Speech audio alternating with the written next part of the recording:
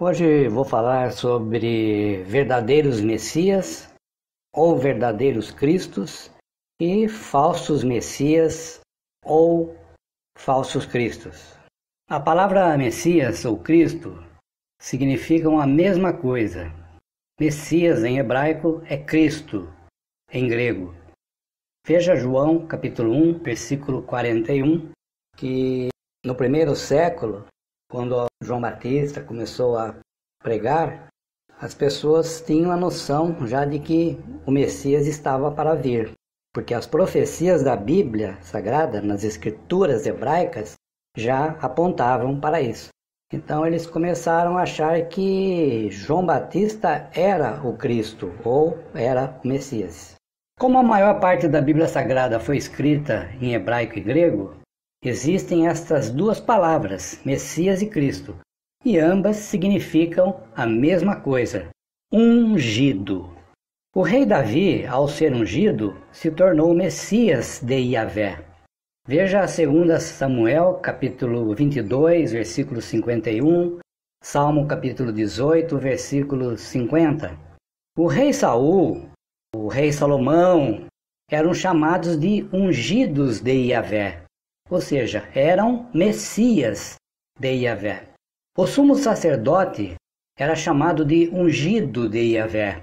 Portanto, era Messias de Yahvé. Abraão, Isaque e Jacó foram chamados de ungidos de Yahvé. Portanto, eram Messias de Yahvé. Veja 1 Crônicas 16, 16 e 22. O rei persa Ciro foi chamado de ungido ou Messias de Yahvé, porque foi usado por Yahvé para libertar o povo judeu que estava escravizado em Babilônia. Veja Isaías 45, 1.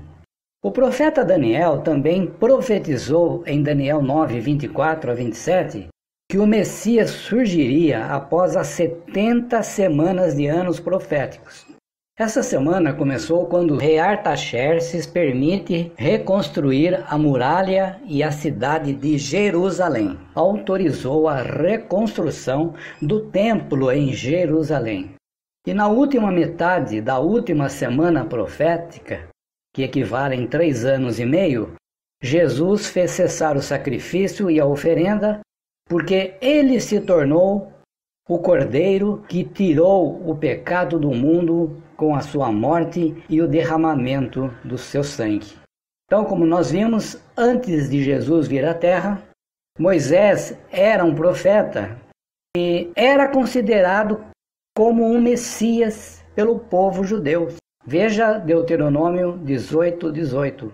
E Moisés profetizou cerca de 1500 anos antes que no futuro o Deus Yahvé iria prover um profeta semelhante a ele, que também seria um Messias semelhante a ele. Veja Deuteronômio 18, 18. É óbvio que se Moisés profetizou que Deus, Yahvé, iria prover um profeta semelhante a ele, e Jesus Cristo era ungido, é óbvio que Moisés também era ungido, era um Messias. Deuteronômio é um livro bíblico que faz parte da Torá ou Pentateuco, que são os 5 primeiros livros da Bíblia Sagrada, que são usados até hoje tanto pelo povo judeu, samaritano e muçulmanos. Portanto, quando Jesus Cristo apareceu em Jerusalém pela primeira vez, cerca de 1500 anos depois, todos esses profetas bíblicos mencionados já sabiam de antemão desta profecia de Moisés, em Deuteronômio capítulo 18, versículo 18 e 19, onde Deus Yahvé disse, conforme a tradução Almeida, do meio de seus irmãos lhe suscitarei um profeta semelhante a ti, e porei as minhas palavras na sua boca. Ele lhes falará tudo o que eu lhe ordenar. E qualquer que não ouvir as minhas palavras que ele falar em meu nome, eu exigirei contas. Então este profeta semelhante a Moisés seria Jesus Cristo. Acontece que, como Moisés foi usado por Deus para libertar o povo judeu que era escravo do governo egípcio, 1500 anos depois, os judeus imaginavam que o Messias, o Cristo, que apareceu em Jerusalém, agiria também como libertador do povo judeu que estava escravizado pelo governo romano.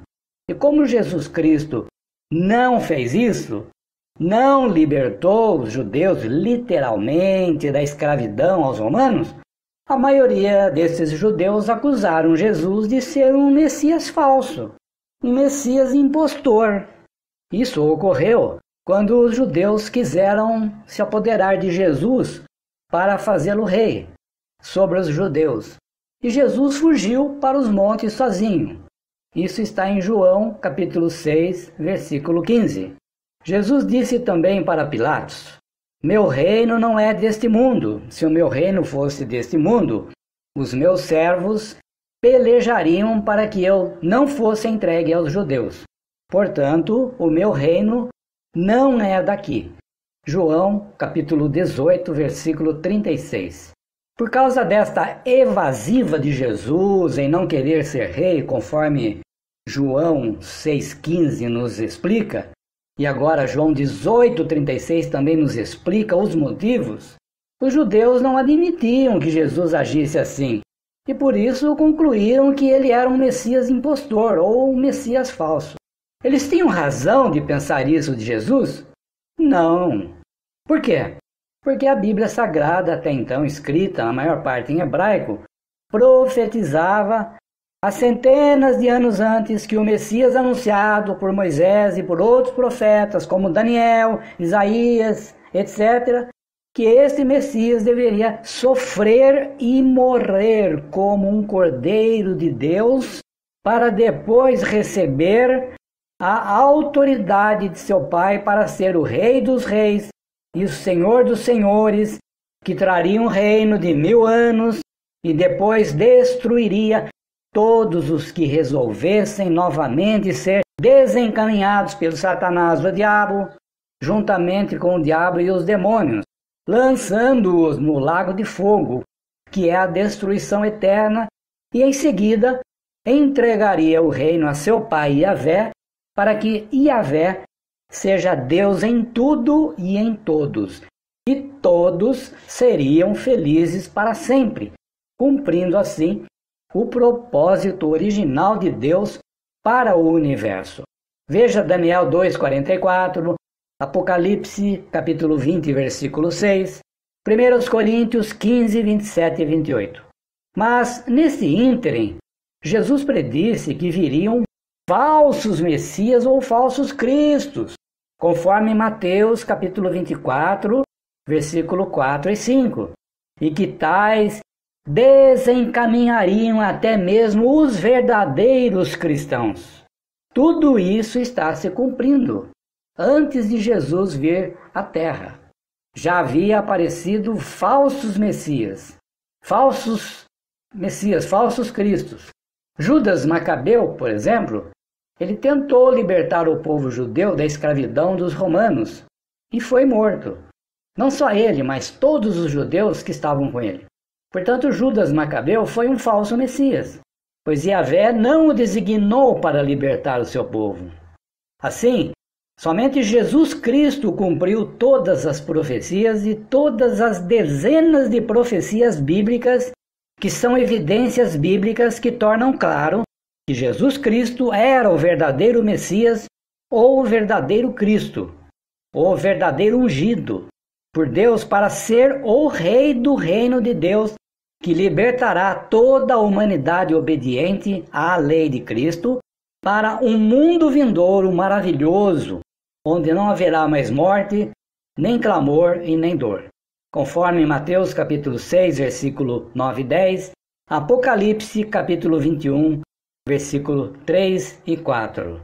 Mas uma coisa importante que eu gostaria de destacar para vocês é Daniel capítulo 9, do versículo 24 ao 27, onde Daniel profetizou cerca de 70 semanas de anos que trariam o Messias, que é Jesus Cristo. Então, Esta profecia de Daniel, ela começou lá em 455 antes da era cristã.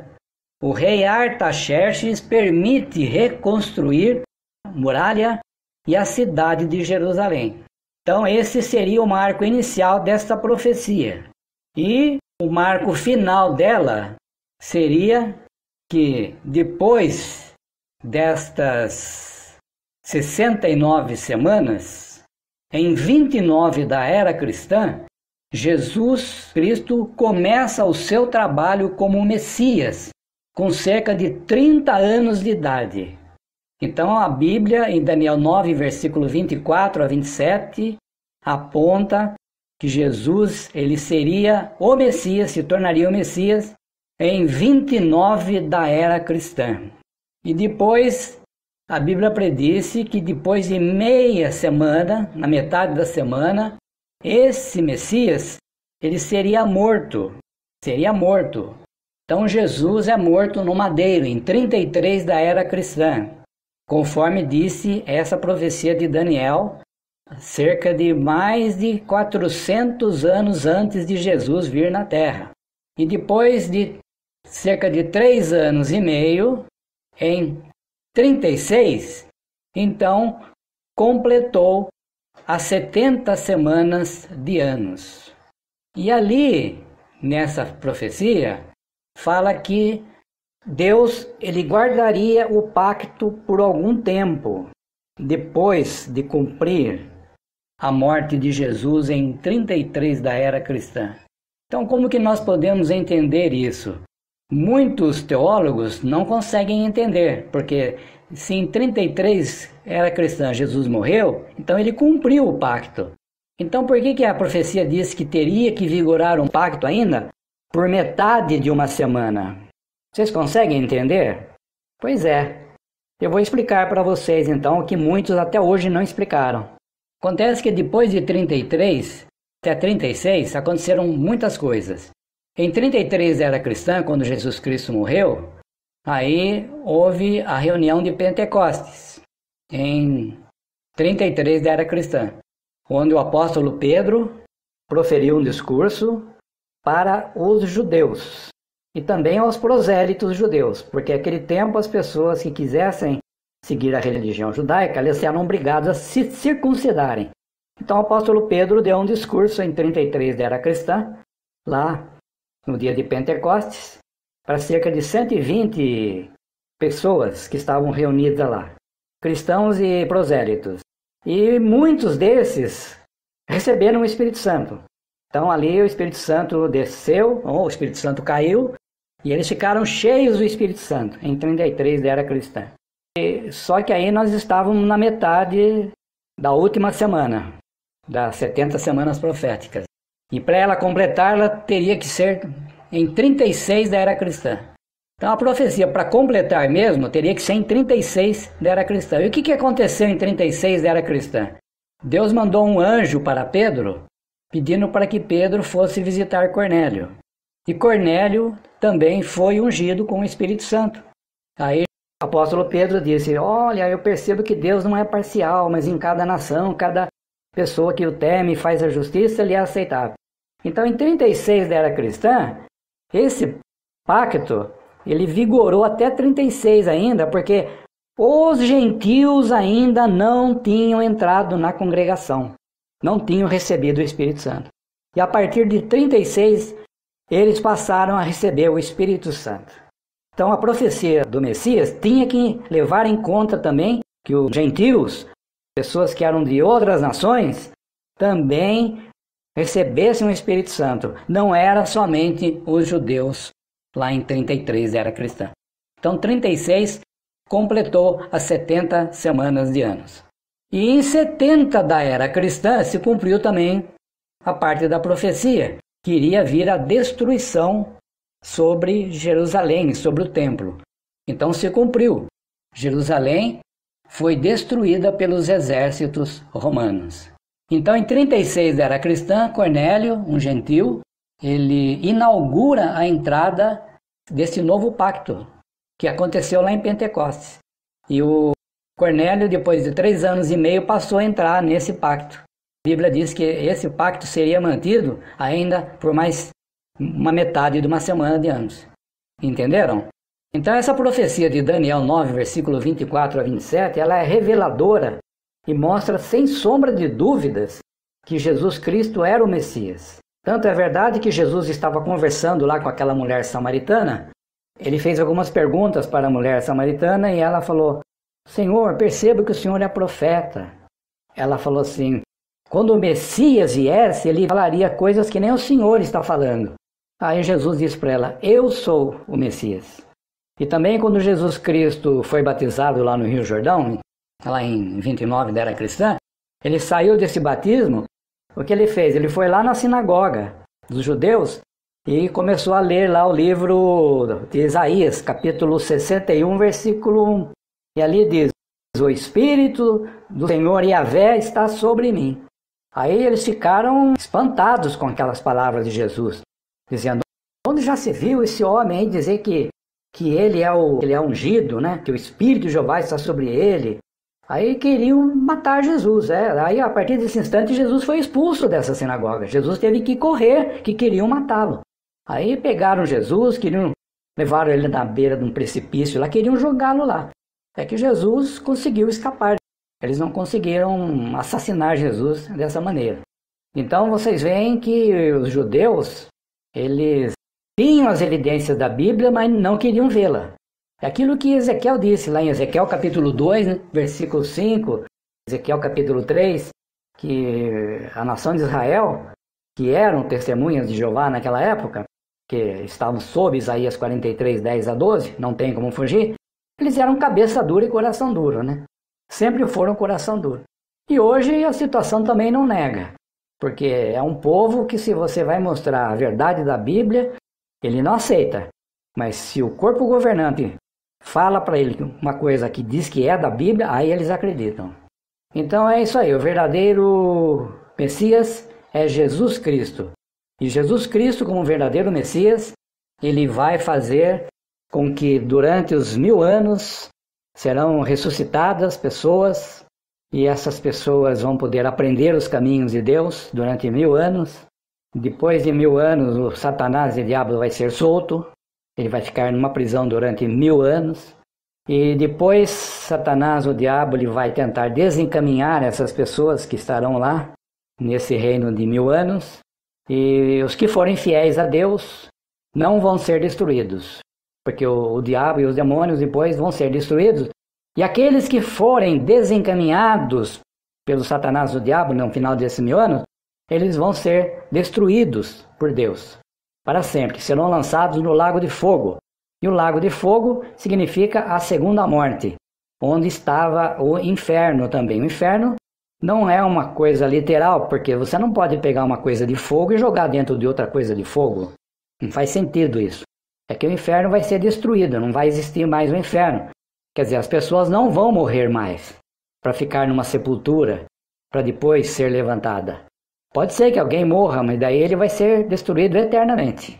E assim, depois que terminar esses 1000 anos, 1 Coríntios 15, versículo 27 a 28, mostra que Jesus vai entregar esse reino para o seu Pai, para que o seu Pai seja Deus em tudo e em todos. É isso que a Bíblia nos explica.